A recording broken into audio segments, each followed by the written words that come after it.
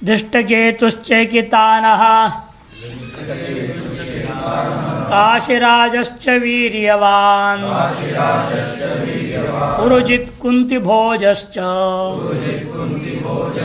शैब्यश्च नरपुङ्गवः धृष्टकेतुश्चैकितानः काशीराजश्च वीर्यवान् पुरुजित् कुन्तिभोजश्च शैब्यश्च नरपुङ्गवः। कथा दृष्टिया सीधा है। धृष्टकेतु नाम के राजा, चेकितान नाम का व्यक्ति, काशी का राजा, ऐसा वीर्यवान है। एक वचन होने से काशी राज के साथ जोड़ा जाता है। वीर्यवान जो काशी का राजा, पुरोजित नाम का राजा, कुंती भोज जो कुंती के पिता हैं, और शैब्य, ये भी सब नरपुंगवः, या बहुवचन प्रयोग कर किया। नरों में श्रेष्ठ है लोग, राजा लोग हैं सब के सब। ऐसे सामान्य दृष्टि विचार होगा। अब संक्रांति टीका देखिए। दृष्ट मैंने परभयंकर केतुरस्सी धृष्ट केतु राज विशेष। दृष्ट है माने पर को पर के प्रति भयंकर लगता है, ऐसा है केतु। ध्वजा अर्थात नाम जिसका, उसे कहते हैं दृष्ट केतु। यहां देखो सूत्र लगा दिया ना, डरलोपे पूर्वस्य दीर्घोण। केतु दीर्घ है ना, रोरी हो गया है। राज विशेष के र के कारण से केतु के सु को रू एक वचन वाला रोरी से लोप हो गया, डर पे पूर्व से दीर्घ से दीर्घ हो गया। ये नहीं समझना द्विवचन है, दो दृष्टि केतु। द्विवचन ही बनेगा ना, दृष्टि केतु दृष्टि केतु दृष्टि केतव शंभु शंभु शंभव, जैसे यानी द्विवचन नहीं है, ये एक वचन है। प्रज्ञा कारण से दीर्घ हो गया है, एक ही व्यक्ति है वो। चिकितान से अपत्य में चेकितान, चिकितान का जो अपत्य है उसका नाम चेकितान है। काशी राज सुप्रसिद्ध है, उसकी व्याख्या नहीं करते हैं। वीरवान और सब विशिष्ट सामर्थ्य वाला राजा विशेष है वो। युद्धे पुरून बहून जयतीति पुरुजित, युद्ध में अनेकों को एक साथ जीतने की सामर्थ्य करने वाला है जो, उस राजा का नाम था पुरुजित। कुंती भोजश्च, कुंती पिता। शिवेर गोत्रापतिविधि शैब्य, शिवी नामक बहुत सुप्रसिद्ध राजा हुआ है, जिसने सारे अंग प्रत्यंग हर एक हड्डी को दे दिया था वज्र रूपी अस्त्र बनाने के लिए। उस राजवंश के जो पैदा हुए जो है शिवी, उसने नाम से गोत्रापत्य है, तो उसका नाम शैब्य नामक राजा, ये भी राज विशेष सएव, ये सब के सब नरपुंगव, नरश्रेष्ठ लोग हैं, मैंने राजा लोग हैं, ये अर्थ हो जाता है। सामान्य अर्थ इन्होंने भी लिया है। अब आइए इसके अपना साधन चतुष्टय के दृष्टिकोण से, अधिकारी के लक्षण के दृष्टिकोण से, इन शब्दों के अर्थ से क्या लक्षित किया जा रहा है, कौन से चीज को बताया जा रहा है, उस पर देखते हैं टिप्पण में। दृष्टकेतु शिशुपाल पुत्र, शिशु के पाल का पुत्र है ये। दृष्टा पर भयंकर केतुरस्य इति दृष्टिकेतु समास तो वही रखा,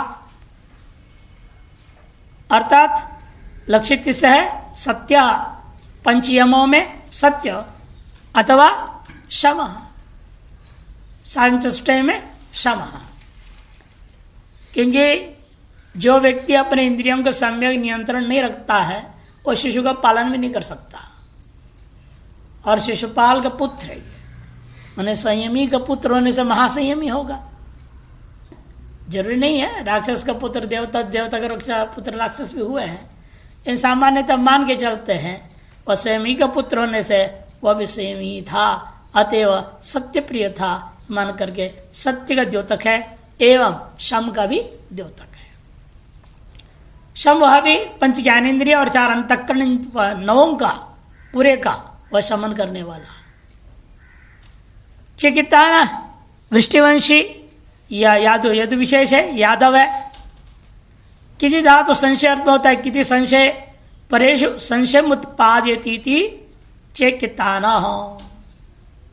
पर में सन के पर जैसा कार्य होता है वैसा कार्य होता है, इसे द्वित्वादि कार्य हुआ और चेकिताना रूप बना है। पर में उसको देखते संशय तो पता नहीं क्या करेगा। परेशु संशय उत्पादयति, ठीक छपी नहीं थोड़ा ठीक कर लेना उसको, परेशु बना लेना। अर्थात अहिंसावादी, आप अहिंसावादी बन जाएंगे तो अपने आप ही अगला जितने भी हिंसावादी है ना वो भी ठंडे पड़ जाएंगे। हिंसा का फल क्या बता दिया योग सूत्र कार्य से लिए, हिंसा की सिद्धि होती है तो क्या फल मिलता है? वैरत्याग। सिंह भी आ जाए अपना वैर को त्याग देगा। सिंह और गाय साथ बनेंगे, नेवला और शाम साथ बनेंगे आपके सामने, उनके अंदर वैरत्याग हो जाती, इतना असर होता है। इसलिए यहां पर भी अहिंसा का फल दमः, इंद्रियों का जो दमन करेगा वही वैर का त्याग करके हिंसा पर नहीं जाएगा ना। जो इंद्रियों में दमन नहीं है बस तक सीधे थप्पड़ मारने को तैयार हो जाते हैं। इसका मतलब इंद्रिया झटिति प्रवृत्त हो रहे, इंद्रियों पर संयम नहीं, कंट्रोल नहीं है। और जो हिंसा पर रहेगा, जिसने नियम ले लिया मैं हिंसा करना ही नहीं है, तो बाह्य इंद्रियों का दमन तो करना ही पड़ेगा उसको, कर्म इंद्रियों का दमन करेगा। इसलिए हिंसा और दमन दोनों का संकेत करता है। अहिंसा पंच यमों के हिसाब से और शम के पास दमा षट संपत्ति के अनुसार यह बोध करा रहा है। चेकिताना पंच कर्मेंद्रियों का दमन। काशीराज, क्योंकि यहाँ 24 तत्व है ना, इसे कैसे है वो घटाना पड़ेगा। पंचयम और शेष संपत्तियां, पूर्व में हमने जो देखा था वहां पर क्या क्या गया है? मुक्षुता, समाधान, विवेक, पर वैराग्य और अपर वैराग्य, ये गया है। विवेक, वैराग्य, समाधान, विवेक, वैराग्य, मोक्षता, 3 चीज गई है। षट संपत्ति में से समाधान जा चुका है और 5 बाकी षट संपत्ति का उसमें से क्रम से ले रहे हैं, और पंच यम भी साथ साथ संकेत कर रहे हैं इन नामों से। काशी राजा, काशी का मतलब होता है मोक्ष भूमि। काशिते प्रकाशिते अस्याम नगरियाम इति, आत्मा सुस्पष्ट स्वतः अनुभूति में आ जाती है, जहां पर आप वहां रहकर तपस्या करने लग जाए। ऐसे काशी नगरी है, ज्ञान की नगरी है, ज्ञान वापी है वहां पर। तो खैर, तो वह काशी से ज्ञान नगरी है, मोक्षदायिनी नगरी है। इसलिए मोक्ष भूमि अर्थात ऋतंबर प्रज्ञा, अर्थात ऋतम प्रज्ञा, प्रज्ञा का प्रतीक है। तदेव, यहां थोड़ा अशुद्ध छपी है, तदेव राजते, राजा ना काशी राजा, राजते का राज तज हो गया है, तज विपरीत हो गया। तदेव राजते प्रकाशते यस्मिन स काशी राजा। कब होता है ये? ऋतंबर प्रज्ञा के माध्यम से आत्म प्रकाशन होने की सामर्थ्य तब आता जब आपके अंदर ब्रह्मचर्य हो और तितिक्षा। पंचमी के अनुसार ब्रह्मचर्य, ब्रह्मचर्य का फल ही है तितिक्षा का सामर्थ्य जगना, और षट संपत्ति में वो तितिक्षा के अंतर्गत लेंगे। वीर्यवान, इसको विशेषण रूपेण उन्होंने लिया है, हम लोग अलग ऋषि ले लेंगे, गुण रूपेण लेंगे। देखिए उपनिषद के आधार पर वीर शब्द का अर्थ क्या होता है? बृहदारण्यक उपनिषद का मंत्र है 5, 12, 1। वी इति, पहले वी का अलग व्याख्या करेंगे, र के अलग। वी इति अन्नम वै वी, वी क्या है? वो वी इति कह दिया, वी यह क्या है? वी इति अन्नम वै वी, अन्न का ही नाम वी है। क्यों? अन्नेन इमानि सर्वाणि भूतानि विष्टानि भवन्ति, अन्न के माध्यम से ही ये सगल भूत अपने अपने शरीरों में प्रविष्ट होकर रहते हैं।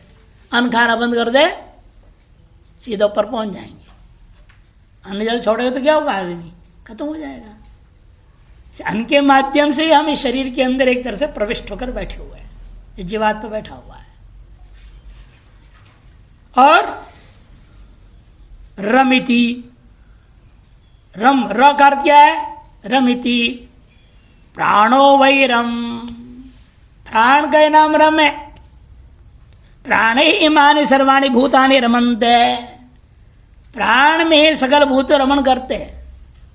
इसी सकल भूतों का नाम असुर होता, असुसु रमन्ते इति असुराः, असुषु मने प्राणेषु एव रमन्ते इति असुराः। अन्नम सत रंच, अन्न हो गया भी और र हो गया प्राण, अन्न विशिष्ट प्राण वाले हैं, अन्न के कारण से इसमें प्रविष्ट है और प्राण के कारण से हम अपने इंद्रिय विषयों में भोग में आलिप्त हो रहे हैं।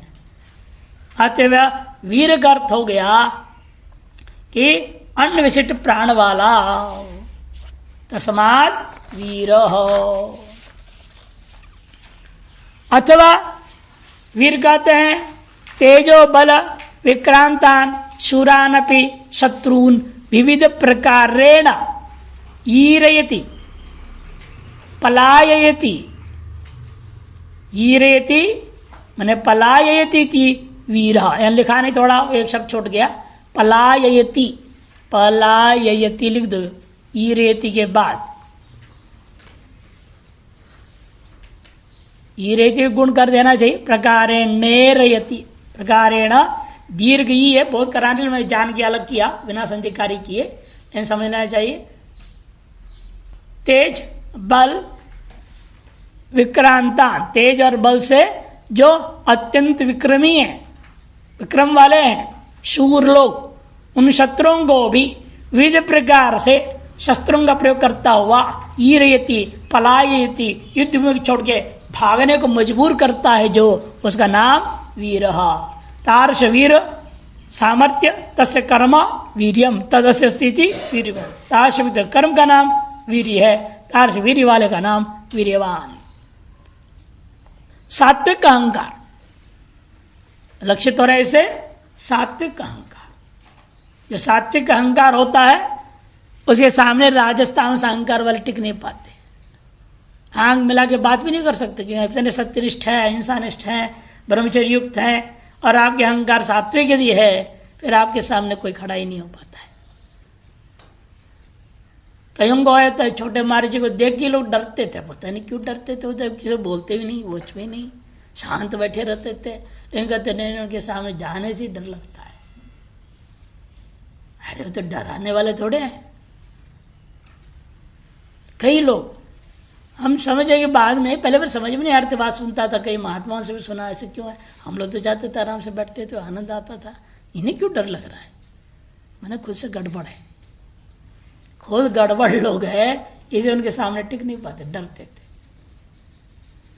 और नहीं तो उनके थोड़ा भी आपके अंतर शुद्ध है, पवित्र है, तो उनसे लाभ उठाओ, ऐसे श्रेष्ठ पुरुषों से डरने क्या मतलब होता है। डर तो वही जो गड़बड़ होता है। सात्विक अहंकार पुरोजित, कुंती भोज से भ्राता, कुंती भोज का भाई का नाम था पुरोजित, पुरुन बहुन चेती पुरोजित, विग्रहवाक्य तो वही रहेगा। अस्तेय, ये जो है लक्षित कर रहा है अस्तेय को, चोरी ना करना। जब बहुतों को जीत करके सब कुछ प्राप्त कर ही रहा है, वो क्यों चोरी करने जाएगा, है कि नहीं। चोर कौन करे, चोरी कौन करता है, जो किसी प्रकार से कमा नहीं पाता है, बेचारा कहीं से कुछ ही मिल नहीं रहा तो क्या करे, कहीं की जेब भी काट लो, चोरी करेगा।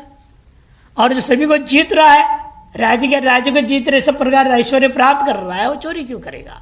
इसलिए पुरोजित के द्वारा अस्तेयता को लक्षित किया गया। कुंती भोजा शूरस्य पुत्रीम प्रथाम दत्तकेन गृहीता, शूर नाम के जो यादव राजा थे, उनके पुत्री जो प्रथा है उनको दत्तक रूपेण प्राप्त किया था, अतएव वह कुंती का पिता हो गया। शूर की पुत्री है कुंती, उसको दत्तक में प्राप्त किया, इसे उसका नाम कुंती पिता पड़ा। एक विग्रहवाक्य। दूसरा, ये तो कथा की दृष्टि से, कुंतो अस्य अस्ति तम भोजयति पालयति थी कुंती भोजा, कुंतो अस्य अस्ति कुंती तम भोजयति माने पालयति इति कुंती भोज हो, जो अपने अंदर विद्यमान सकल प्रकार विद्याओं तो सम्यक प्रकार से सुरक्षित रखता है, अनधिकारी को कभी कुछ भी देता ही नहीं है। ऐसे जो विवेकशाली बुद्धि का नाम कुंती भोजा। या बुद्धि परिच्छेदाद बहिर्भूत्वा गृह्णाति सर्व तस्या सामर्थ्यम इति कुंती भोजक से लक्षित हुआ, इसलिए उपरति ही, क्योंकि ऐसी जो बुद्धि है, जो विवेक युक्त है, परिच्छेद से बहिर्भूत होकर के, परिच्छेद से सगल परिच्छेद क्या होता है? परिच्छेद कितने होते हैं? 3 प्रकार के परिच्छेद, वस्तु परिच्छेद, देश परिच्छेद, काल परिच्छेद। तीनों परिच्छेदों से बहिर्भूत होकर के गृह्णाति सर्वम, जो सब कुछ को यथार्थ ग्रहण करके सामर्थ्य होता है, उस सामर्थ्य का नाम कुंती बोध से कहा गया। अतएव यह उपरति का उपलक्षक है। और ये व्यक्ति जो जिस तरह से सकल प्रकार के अधर्म प्रवृत्तियां, राशि तामसिक प्रवृत्तियों से निवृत्त रहता है, उपरत रहता है, उसी के अंदर आप परिग्रह हो सकता है, और किसी का परिग्रह करेगा ही नहीं। सबको सम्यक प्रकार से जानता है, यथार्थ स्वरूप से जान रहा है, मतलब वेदांत दृष्टि है, सबको मिथ्या का समझ रहा है कि किसको परिग्रह करेगा? मिथ्या को ग्रहण करेगा क्या? न मिथ्या ग्रहण कर ही सकता कोई। मिथ्या वस्तु को बटोर के रख लो, 1000 सीपे पड़ा हुआ है, सीप नदी के तट पे, सब चमक रहे चांदी के रूप में, और सबको चांदी से बटोर बटोर के रख लोगे क्या? हाँ, और कहोगे मैंने चांदी बहुत, आज 1-2 किलो चांदी इकट्ठा कर लिया मैंने। ऐसे मिथ्या वस्तु कोई ग्रहण करके इकट्ठा करता ही नहीं है। अतएव अपरिग्रह, क्योंकि जो व्यक्ति इस प्रकार का होता है, व्यक्तिवाद से ऊपर उठ जाता है और ब्रह्मांडवाद जो ब्रह्मवाद पर्यंत चला जाता है। आज धीरे धीरे संकीर्णता बढ़ती जा रही है, व्यक्तिवाद में टिक गया है आदमी, मैं ही मैं हूं बस, पत्नी भी कुछ नहीं, बच्चे भी कुछ नहीं, मतलब वो तो छोड़ दो, इसको भी छोड़, भाग जाओ, सब भाग जाओ, अपने स्वार्थ के लिए सब कुछ खत्म, व्यक्तिवाद में आ गया है। इससे पहले था थोड़ा, इससे ऊपर का है परिवारवाद है, मैं, मेरे पत्नी, मेरे बच्चे, उतने में सीमित है। भाई भाई के बच्चे नहीं वो क्यों आ गए यहाँ, पत्नी वो क्यों ला रहे हैं, आ रहे हैं यहाँ पर, ज्यादा क्यों रहेंगे यहाँ, एक दिन से ज्यादा नहीं, जल्दी टिकट कटाओ, भगाओ। अपने बस मैं, मेरे पत्नी और बच्चे, 2 बार, ज्यादा नहीं। परिवारवाद था। उससे ऊपर आता है कुटुंबवाद, अपने सारे कुटुंब को ध्यान रखते हैं, कहीं कुछ भी हो जाए संकट हो, 1 2 7 दिन को तैयार, खर्च करने को तैयार, समय भी देंगे, सब करेंगे, वो कुटुंबवादी होते हैं। उससे ऊपर होता है ग्रामवादी, अपने गांव में कहीं किसी को कुछ भी हो जाए, मोहल्ले में हो जाए, आजकल तो एक जो है फ्लैट होते 10-10 मंजिल, उसी में 100 परिवार, तो पूरे एक मोहल्ला ही हो गया है। वहां भी एक फ्लैट वाले दूसरे फ्लैट वाले में क्या हो रहा है, किसको ध्यान नहीं रहता है। ऐसे घटिया लोग हैं, मनुष्यता ही नहीं है। पड़ोसी में कुछ हो जाए, आज जब वो मोहल्ले का जो पूरा हाउसिंग बोर्ड का, सोसाइटी का इलेक्शन होता है ना, चुनाव, उसमें एक दूसरे को पूछते हैं, राम राम करते हैं वोट के लिए, उसके तो मर जाए कोई ठिकाना नहीं, कोई मतलब नहीं, ऐसे विचित्र है। फिर भी मान लो गांव मान के चलते हैं, ग्रामवाद है, ख्याल रखने वाले रखते भी हैं, ग्रामवादी लोग होते हैं। उस ग्रामवाद से जो ऊपर उठा वो क्या होता है, जनपदवादी होता है। ये हमारे जनपद है, ये अभिमान रहता है, हम टिहरी गढ़वाल के हैं, देहरादून के हैं, अभिमान होता है। पूरे क्षेत्र में कहीं कुछ भी हो जाए, उसके प्रति उनके अंदर भावना बनती है, जगती है, यथा संभव सहयोग आदि प्रदान करेंगे। उससे ऊपर उठेगा राज्यवाद होगा, अब पूरे राज्य के अभिमान करता है। फिर उससे भी ऊपर उठेगा, वो गए हमारे पूरे पहाड़ हमारे, हिमालय के हम हैं। क्षेत्रवाद में पहुंचेगा, राज्यों से बढ़कर क्षेत्र होता है, क्षेत्रवाद में उठता है। उससे ऊपर उठेगा, अवधि में प्रांतवाद में आओ, प्रांतवाद से ऊपर उठेगा, राष्ट्रवाद में जाएगा, राष्ट्रवाद में जाए, उससे भी ऊपर उठेगा, तब वसुदैव कुटुंबकम में आएगा। पूरी वसुधा हमारे कुटुंब है।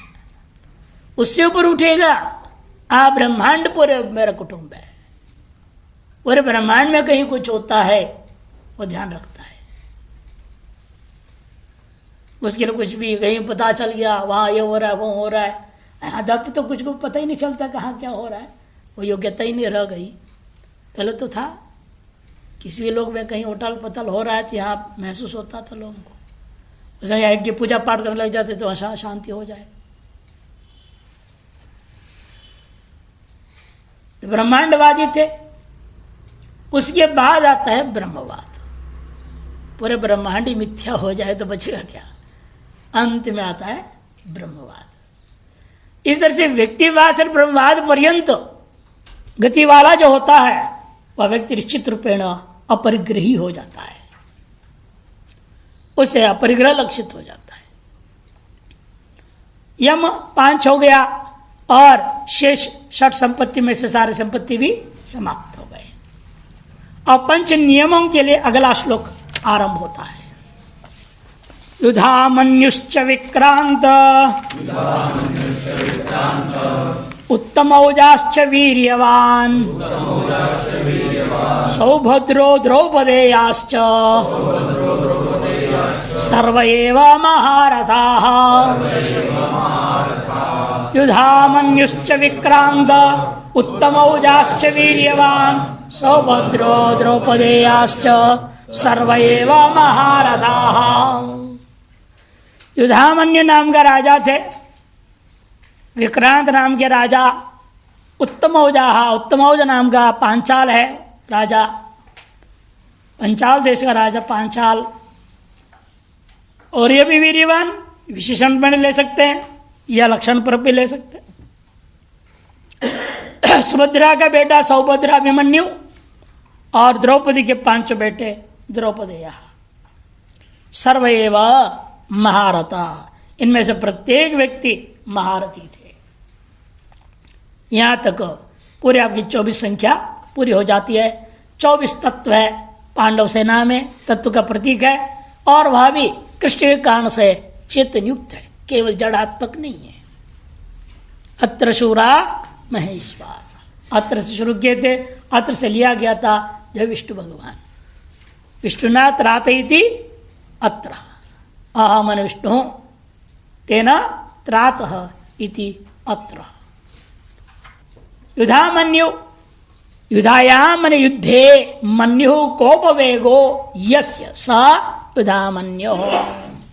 युधा, युधा मने युद्ध में, मन्यु क्रोधावेश से युक्त होकर के जो युद्ध करता है उसे कहते हैं युधामन्यो। उत्तम ओजो बलम यस्य, उत्तमम ओजो मने बलम यश स उत्तम ओजा पांचाल, पंचाल देश का राजा। वीर्यवान सौभद्र का विशेषण या उधर उत्तम ओजा के दोनों के साथ किसके साथ जोड़ सकते हो? सौभद्रा, इन्हें एक वचन के कारण सौभद्र से जोड़ दिया। उत्तम ओजा, उत्तम ओजो यस्य, ओजस शब्द है इसलिए ओजास बनता है दीर्घ होकर के, शांत, एक वचन का ही रूप है। इसे अर्थ लिखते हुए पांचाल एक वचन लिख दिया। वीर्यवान सौभद्रा, सुभद्रा पुत्र, तेज बल विक्रांतान अपि शत्रुन विविधम ईरयति पलायती वीर। देखिए यहां पर वीर्यवान कैसे ला रहे हैं, जो पहले हमने बता दिया था, यहां ये ले आ रहे हैं उसको। तेजो, वहां पर विश्राम देना चाहिए, नहीं दिया। सुभद्रा पुत्र विश्राम दे दो। फिर वीर्यवान की व्याख्या कर रहे हैं। तेजो बल विक्रांतान अपि शत्रुन विविधम ईरयति पलायति वीर। तस्य कर्म वीर्यम तदस्य स्थिति वीर्यवान। तेज बल और विक्रम से युक्त शत्रुओं को विविध प्रकार से अस्त्र शस्त्र प्रयोग करता हुआ जो युद्ध भूमि से भगा देवे, दौड़ा देवे, उसका नाम वीर होता है। उसके कर्म को वीर कहते हैं। तस्य कर्म वीर्यम, कर्मणि में शेम प्रत्यय। और तदस्य स्थिति वीर्यवान, वह है जिसका पास, उसे कहते वीर्य वाला। विशेषण दे दे वो सौभद्रा का। द्रौपद्या पुत्र इति द्रौपदेया प्रतिविंध्यादयश्च उक्तः सर्वे महारथा है। सब के सब महारथी लोग हैं। महारथ का लक्षण क्या है? आत्मानं सारथिं चाश्वान रक्षन् नक्षत महायुधैः यो युध्यत्युतैर्वीरैः स महारथ उच्यते। वो अपने आप को रक्षा कर लेता है। आगे क्या जितने बाण है, गदा है, कोई अष्टि जो शक्ति नामक जो अस्त्र होते उसको फेंक रहा है, अस्त्र शस्त्रों जो उस पर छोड़े जा रहे हैं उन सब से अपने आप को बचा लेता है, अपने सारथी को बचा लेता है, अपने घोड़ों को भी बचा लेता है, किसी को लगने नहीं देता।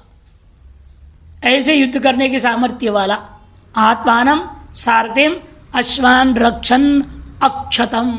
अक्षतम अश्वान रक्षण, कैसे रक्षा करता है? आयुध ही यो युद्धति अयुतैर वीर ही, जो 10,000 वीरों के साथ युद्ध लड़ने की सामर्थ्य रखता है। अयुत होता है 10,000, उतने वीरों के सामना करने की क्षमता रखने वाला सब महारथ उच्चते, उसको महारथ कहते हैं। उसके भी 10 गुण होता है। अतिरथी, उसको होता है अतिरथी, रति महारथी अतिरथी होता है। इत्युक्त लक्षण लक्षितत्वात् सर्वेशा महारथत्व सिद्धम, इस पर उक्त लक्षण से लक्षित होने के नाते महारथ शब्द सभियों में ये बात घटता है, सभी में महारथत्व विशेषण जोड़ लेना चाहिए। सिद्धांत अब 1:6 में यहां टिप्पण में पंच नियमा युधामन्यो युधाया मन्यो कोपवेग वैसे यहां इसके बाद 5 लिख दिया, गलती से ऊपर टाइप हो गया, वो नीचे ये स के नीचे में नीचे पंक्ति में डालो उसको, उत्तम हो जाए अंत में 5 आला को। इसे लक्षित है यहां पर शौच, शौच बाह्य शौच और अंतर शौच दोनों ही लक्षित होता है यहां पर युधामन्यु शब्द से। अर्थात क्रोधावेश में आपके अंदर भी जो राजस तामस वृत्तियां हैं, इन वृत्तियों को मारने के लिए सत्व सात्विक वृत्ति को, क्रोध रूपी को अस्त्र को प्रयोग करना पड़ता है। राजस भी व्यक्ति क्रोध को इस्तेमाल कर सकता है, तामस व्यक्ति भी क्रोध को इस्तेमाल करता है, सात्विक व्यक्ति भी क्रोध को इस्तेमाल करता है। लेकिन राजस और तामस वाले क्रोध को वास्तव में इस्तेमाल नहीं करते, उनसे क्रोध हो जाता है नियंत्रण से बाहर। लेकिन सात्विक वाला वह क्रोध करता है, उसे क्रोध होता नहीं, वो क्रोध जान के करता है। जैसे एक्टर करता है ना, क्रोध का एक्टिंग करते हैं सिनेमा में गुस्सा का, वैसे जो सात्विक पुरुष होते हैं उनके स्वभावतः क्रोध आ ही नहीं सकता है।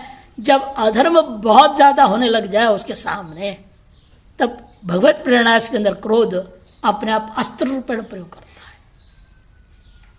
एक महात्मा थे अमरकंटक, जहां से जब आपका नर्मदा का उद्गम है, उनका नाम कल्याण दास जी था। अभी भी होंगे नहीं होंगे मुझे मालूम नहीं, अभी है, अभी है बोल रहे। देखो वो एक समय बताते हैं, पहले इतना नहीं था, अब तो बहुत बड़ा आश्रम हो गया, बहुत कुछ है वहाँ। पहले इतना नहीं था, छोटा सा आश्रम था, वो धुनी पर बैठा करते थे। अब तो धुनी में बैठते नहीं, सुना मैंने, बड़ा कमरा हो गया है, सब हो गया व्यवस्था वहाँ।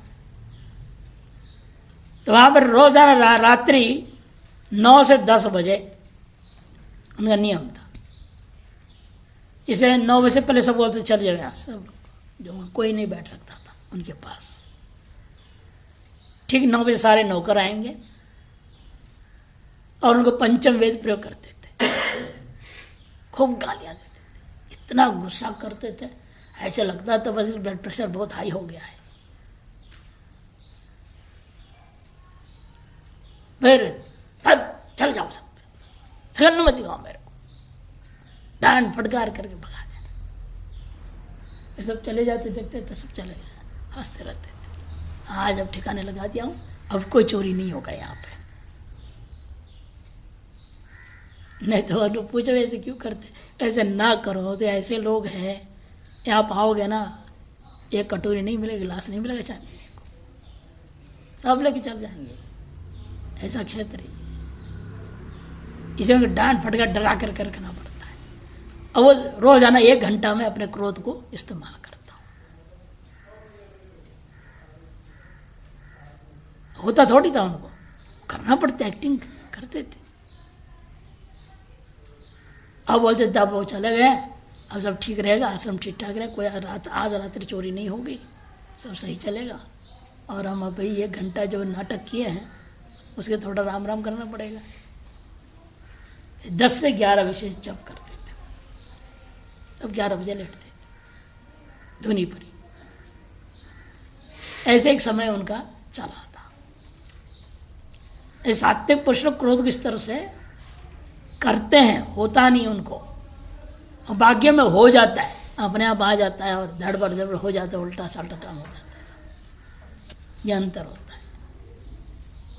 और ये सात्विक पुरुषों की कहानी चल रही है, सब उन्हीं के माध्यम से विशिष्ट जो हमारे चीजों को बताया जा रहा है। अतः उसको लिया गया, शौच को लिया, अंत और बाह्य शुद्धि। विक्रांत विशेष रूपेण चातुर्यादिना शत्रुपक्ष पारम क्रमति गच्छति इति विक्रांत। तो विशेष रूप से चातुर्यादि से बड़ी युक्ति को इस्तेमाल करता है, नीति को इस्तेमाल करता है, चतुर्बुद्धि वाला है, वो जानता है कि किस प्रकार से शत्रु पक्ष पर हमें विजय पाना है। और एक साधक के लिए शत्रु कौन होता है? कामना ही शत्रु होते हैं। कामनाओं पर विजय पाना साधारण खेल नहीं होता। उसके लिए एक ही रास्ता भगवान ने बताया, यदृच्छा लाभेन संतुष्ट, संतोष। इसे संतोष नाम का दूसरा नियम यहां लक्षित हो रहा है। आप यदि संतुष्ट है, हाँ, किसी चीज की अपेक्षा ही नहीं, जो है जो मिल गया, जो आ रहा है उससे आप संतुष्ट हैं, फिर तो लफड़ा ही नहीं आपके सामने। आप मान लो सारे आपके शत्रु जो कामना है उन ऊपर आपने विजय पा लिया। कामनाओं के विजय पाने के एक ही तरीका, कामनाओं को दबाने की कोशिश करो तो फायदा नहीं हो, कभी ना कभी विस्फोट कर देगा। आप कामनाओं को दबाइएगा नहीं, बल्कि ये युक्ति अपनाते रहिए, जहे विधि राखे राम ताहे विधि रहियो, सीताराम सीताराम सीताराम जपियो। ये होना चाहिए। सीता जब मिला है उसे संतुष्ट हो, भागो मत। आप यदि कामनाओं की पूर्ति के लिए भागते रहेंगे तो कभी भी आपके अंदर संतोष नाम की नियम जो है वृत्ति आ ही नहीं सकती। आप साधक कोटि में आ ही नहीं पाओगे। इसे बहुत है संतोषाद अनुत्तम सुख लाभ, इसलिए कहा है योग सूत्रकार ने। संतोष से आपको वो सुख मिलेगा जिससे उत्तम कोई दूसरा सुख ही नहीं। अनुत्तम सुख लाभ न विदिते उत्तमो सुखो यस्मादिति अनुत्तम सुख। और समास ऐसे किया है, बहुरी समास। अतः संतोष रूपी नियम को यह बताया। उत्तम ओजाह, उत्तम मैंने श्रेष्ठम बलम ओजो यश स। ओज मने बल, उत्तम है श्रेष्ठ जिसका, उसे कहते हैं वास्तव में नाम से पांचाल या लक्षित या तप। सर्वश्रेष्ठ बल आदमी के अंदर जो है वो तप है। शारीरिक बल, मानसिक बल, बौद्धिक बल, आर्थिक बल, ये सारे बल फीके पड़ जाते हैं तपस्वी के सामने। तपोनिष्ठ आप हैं, आपके जितने भी बल है वो सब उनके सामने तमस्तक होना पड़ जाता है। वशिष्ठ जी के सामने देखिए क्या हुआ था। विश्वामित्र आए, पूरी सेना लेकर आए कामधेनु को छीनने के लिए। कुछ बिगाड़ पाए? कुछ भी नहीं हो पाया। अब हंसदंड जैसे जपते थे उसको सामने रख दिया, युद्ध के उन्होंने ललकार दिए तो रख दिया, बस। सारे के छोड़ हुए उसकी सेना के शस्त्र अस्त्र बाण वाण सब कुछ वहीं आके टिकता गिर जाता था। एक भी आश्रम के अंदर प्रवेश नहीं किया। झुकना पड़ा उन्हें। तपोबल के सामने में किसी का कोई बल चालू नहीं चाहिए, चलता नहीं। इंद्र भी हार गया, सब हार गए। अब इंद्र क्या करता? विश्वामित्र के तप के सामने क्या कर पाया वो? अंत में मेढकों को छोड़ना पड़ा। ये नहीं छोड़ता तो वो कुछ नहीं कर सकता था। इसलिए वो लोग भी अपनी माया शक्ति को इस्तेमाल करते हैं। और सबसे बढ़िया किसी के ब्रह्मचर्य को नष्ट करना है तो देवी को भेज दो। तो कहने का अभिप्राय है कि ये आसान खेल नहीं होता है जीतना इन चीजों को।